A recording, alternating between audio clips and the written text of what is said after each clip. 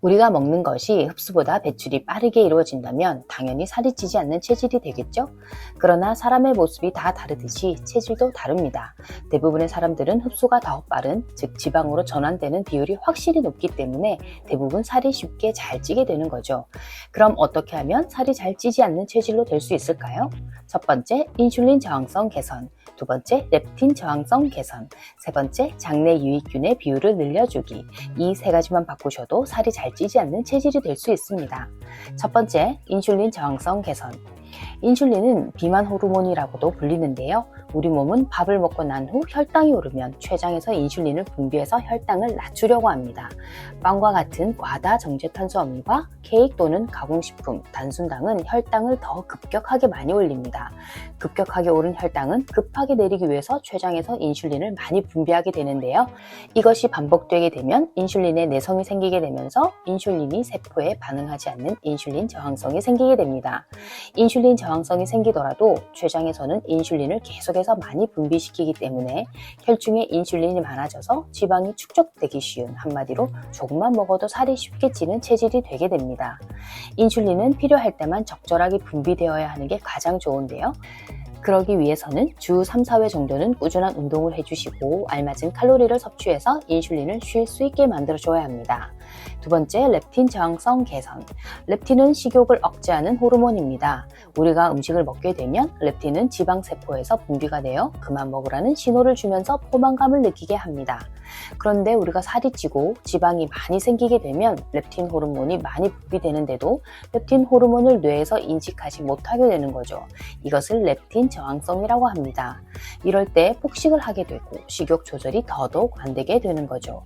한마디로 먹어도 배가 부르지 않게 된다는 겁니다.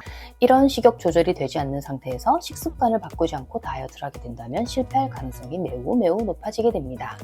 식습관을 개선하기 위해서는 장내 유익균의 비율을 늘려줘야 합니다. 장 속에는 날씬균과 뚱보균이 있습니다. 피르미쿠테스라는 유해균이고 뚱보균, 비만균으로 불리기도 합니다.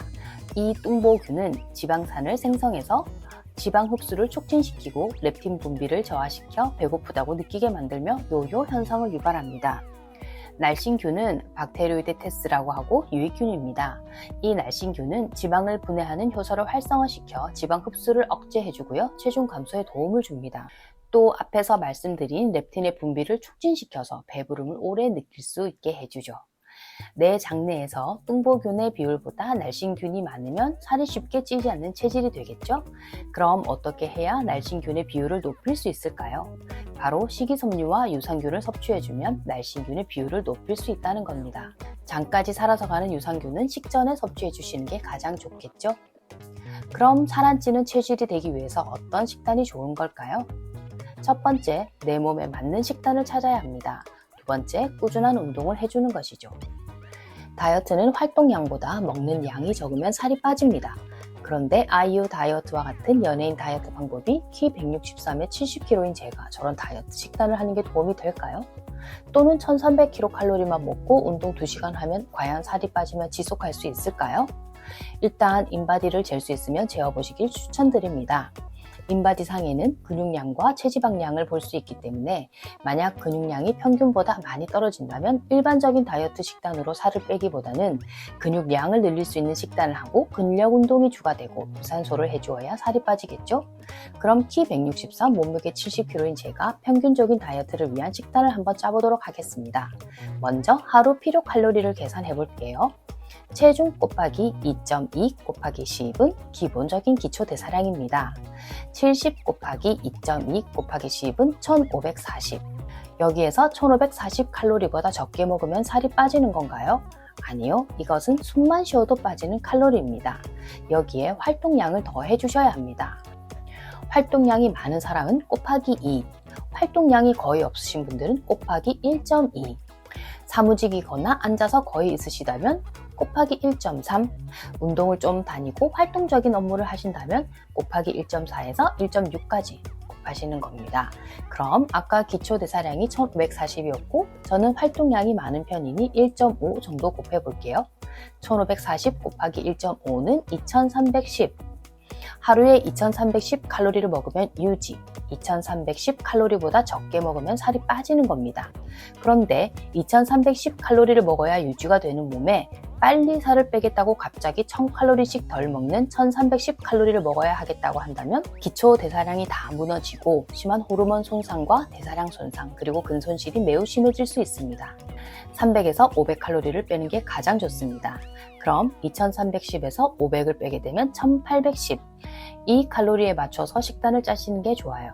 식단을 짜서 해보시다가 너무 많이 빠진다든지 너무 조금 빠지면 조정해서 해보세요. 그럼 어떻게 먹을까요? 칼로리보다 중요한 것은 칼로리에 맞는 식품군입니다. 감자튀김으로 칼로리를 채우는 것은 절대 안 됩니다. 탄수화물, 단백질, 지방을 맞춰야 합니다. 제일 처음 맞춰야 하는 것이 단백질입니다.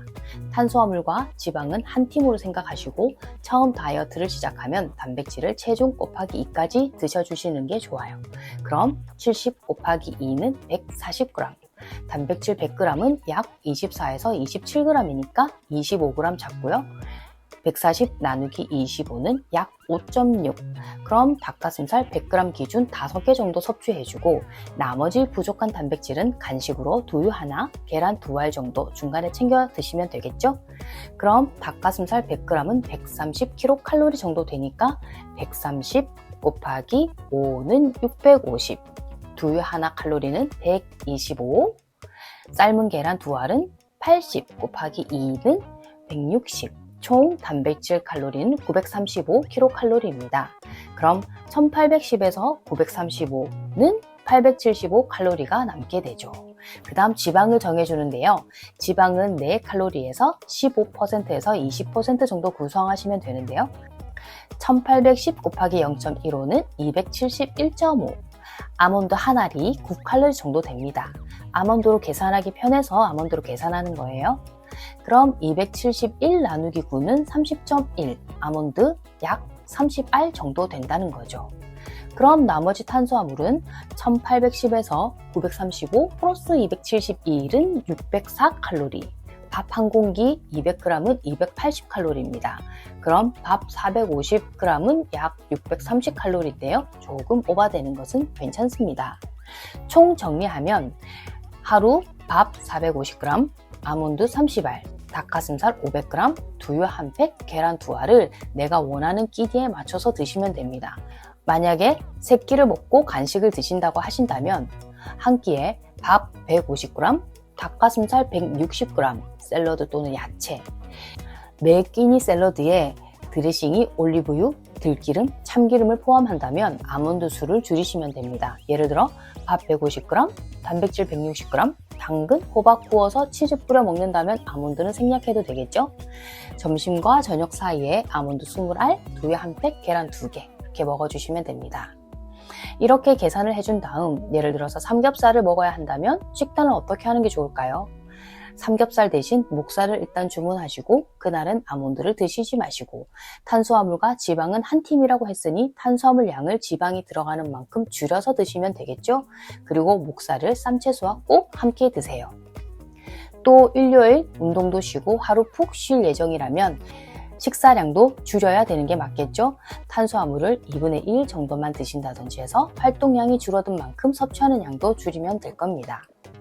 운동은 목적에 따라 다르지만 다이어트가 목적이라면 지방을 태우는 유산소가 주가 되어야 하며 근력 운동은 근육량 유지를 위해 한다라고 생각해 주셔야 합니다. 그래서 PT를 받던지 헬스장을 가게 된다면 근력 운동 후에 꼭 유산소 운동을 해주셔야 근육은 유지가 되고 체지방은 태우게 되는 겁니다. 그리고 몸무게가 줄고 체지방이 빠지게 되면 먹는 양도 당연히 조금씩 줄여야 되겠죠. 그때마다 새롭게 계산해보고 대입시켜서 식단을 조정해보세요. 저도 갑자기 살이 10kg 이상 찌고 나니 자존감도 많이 하락하고 사람을 만나기도 싫고 식욕 조절도 안 되어서 많이 힘들고 짜증이 납니다. 그래서 이것저것 찾아보게 되네요. 앞으로 살을 빼면서 느끼게 되는 것 도움되는 팁들 많이 알려드릴게요. 얼른 성공해서 비포 애프터 날려보고 싶습니다요. 영상이 도움되셨다면 구독, 좋아요, 댓글 많이 남겨주세요. 감사합니다.